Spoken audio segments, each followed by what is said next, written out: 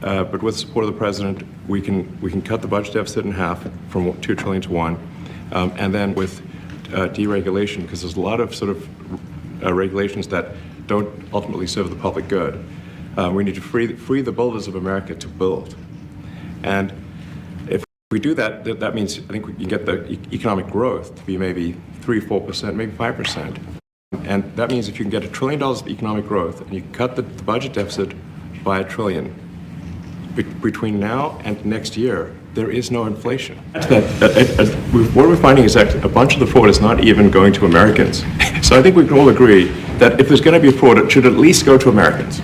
But a bunch of the fraud rings that are operating in the United States and taking advantage of the federal government, especially in the entitlements programs, are actually foreign fraud rings. They're operating in other countries, money to other countries. We should stop that. Mr. And this is big. We're talking about $100 to $200 billion a year. Sure. Serious money. Mr. Musk, you said on X that an example of the fraud that you have cited was $50 million of condoms was sent to Gaza. But after fact check this, it apparently Gaza in Mozambique, and the program was to protect them against HIV.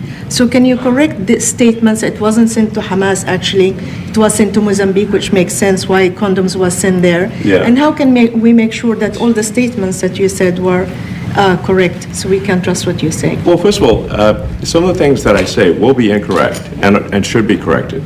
So nobody's going to bat 1,000. I mean, we will make mistakes, but we'll act quickly to correct any mistakes. I'm not sure we should be sending $50 million worth of condoms to anywhere, frankly. I'm not sure that's something Americans would be really excited about. And that is really an enormous number of condoms, if you think about it. But if it went to Mozambique instead of Gaza, I'm like, okay, that's not as bad, but still, why are we doing that? This is a very stern warning. Africa should wake up. This is a wake-up call to Africa and African leadership. We should learn to depend on ourselves. We should stop depending on aid. From the sound of the Trump administration, it seems like they are more focusing on trying to cut the budget deficit, and as they are going through this process, they are finding out that they are spending so much money on aid and giving out money to other countries instead of fixing their own countries. Think of it as they have such a huge budget deficit, and they have a significant amount of money that is being given out to other countries in the form of aid. So that's why there's a lot of investigation in the USAID. And I'm of the opinion that the withdrawal of aid to South Africa was literally part of their plan. They just found out that they have a scapegoat, something to blame on, so that they can be able to execute this. But I think in overall, as Africans, it's time to wake up. We need to realize, as you can see, Donald Trump and Elon Musk, they're trying to cut out spending money giving to other countries. It's not only about South Africa.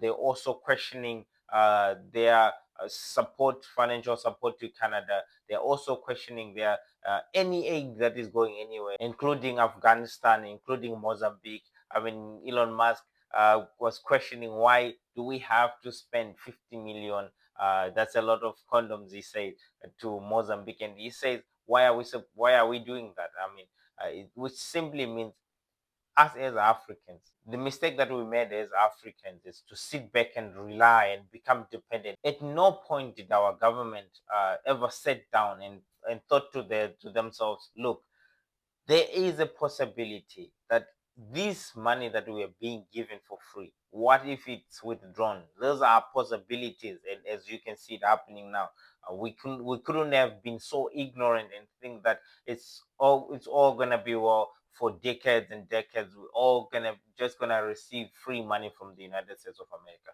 Come on, we ought to think. We have been warned by so many serious leaders. It is too late, but we have no choice. As Africans, we need to start depending on ourselves. We have to cut aid as much as possible. We have to have alternative methods and alternative means to deal with our own problems. If we are caught unprepared with disasters, yes, we can accept aid, but at the end of the day, in the long run, we have to be self-sufficient. We cannot blame, we cannot blackmail and say, so America is putting sanctions on Africa by withdrawing aid.